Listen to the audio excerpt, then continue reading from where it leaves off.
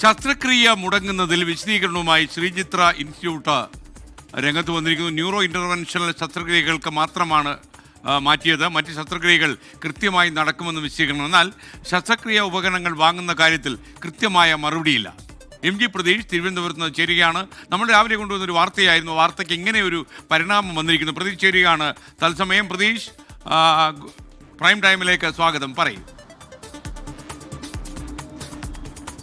SKN Thiruvananthapuram Sree Chitra ഇൻസ്റ്റിറ്റ്യൂട്ടിൽ ഗുരുതരമായൊരു പ്രതിസന്ധി തന്നെയാണ് നിലനിൽക്കുന്നത്. കാരണം നൂറുകണക്കിന് രോഗികൾ ശസ്ത്രക്രിയക്കായി കാത്തിരിക്കുന്ന ഘട്ടത്തിലാണ് ഈ ശസ്ത്രക്രിയ ഉപകരണങ്ങളുടെ അപര്യാപ്തത മൂലം ശസ്ത്രക്രിയ മാറ്റിവെക്കേണ്ട ഒരു സാഹചര്യം ശ്രീചിത്രയിൽ ഉണ്ടാകുന്നത്. അത് ഡോക്ടർമാർ തന്നെ ചൂണ്ടിക്കാണിച്ചുകൊണ്ട് ശ്രീചിത്ര ഡയറക്ടർക്ക് കത്ത് നൽകിയതായും നമ്മൾ വാർത്ത നൽകിയിരുന്നു. ഇതിന് പിന്നാലെയാണ് ഇപ്പോൾ ശ്രീചിത്ര ഒരു വിശദീകരണവുമായി തന്നെ രംഗത്ത് വന്നിരിക്കുന്നത്. അവർ പറയുന്ന കാര്യം, ഈ റേഡിയോളജി ഇന്റർവെൻഷണൽ ശസ്ത്രക്രിയകൾ മുഴുവൻ മുടങ്ങില്ല.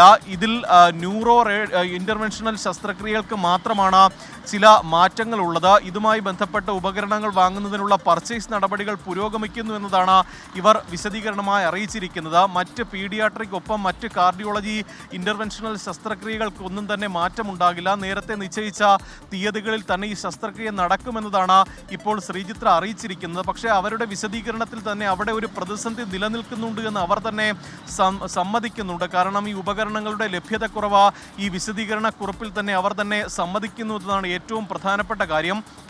ഈ നേരത്തെ നിശ്ചയിച്ചിരുന്ന ശസ്ത്രക്രിയകൾ, സ്റ്റെന്റ് ഉൾപ്പെടെയുള്ള ഉപകരണങ്ങൾ ലഭിക്കാത്തത് കൊണ്ടാണ് ഇത് മാറ്റിവെക്കുന്നുവെന്ന് ഡോക്ടർമാർ തന്നെ ഡയറക്ടറെ അറിയിച്ചത്. തിങ്കളാഴ്ച മുതൽ നടത്താൻ നിശ്ചയിച്ചിരുന്ന ശസ്ത്രക്രിയകളാണ് ഇപ്പോൾ മുടങ്ങുമെന്ന് അറിയിച്ചിരിക്കുന്നത്. ഇതിൽ ഇതുവരെയും പോംവഴി ഉണ്ടായിട്ടില്ല എന്നതാണ് ഈ ശ്രീചിത്രയിലെ തന്നെ ഡോക്ടർമാരുമായി അല്പസമയം മുമ്പ് സംസാരിച്ചപ്പോഴും മനസ്സിലായിട്ടുള്ള കാര്യം. ഈ ഒരു പ്രതിസന്ധി എങ്ങനെ പരിഹരിക്കുമെന്ന കാര്യത്തിൽ ഇതുവരെയും കൃത്യമായൊരു വ്യക്തത ഉണ്ടായിട്ടില്ല.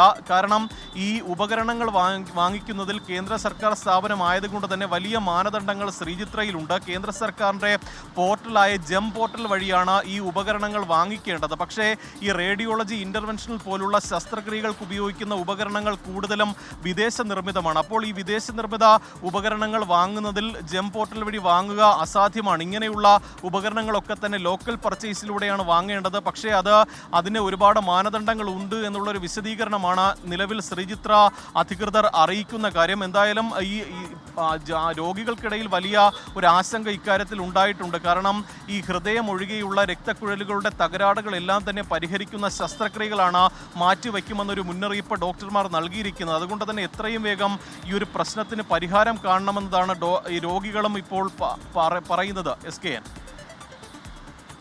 MG പ്രതീഷ്.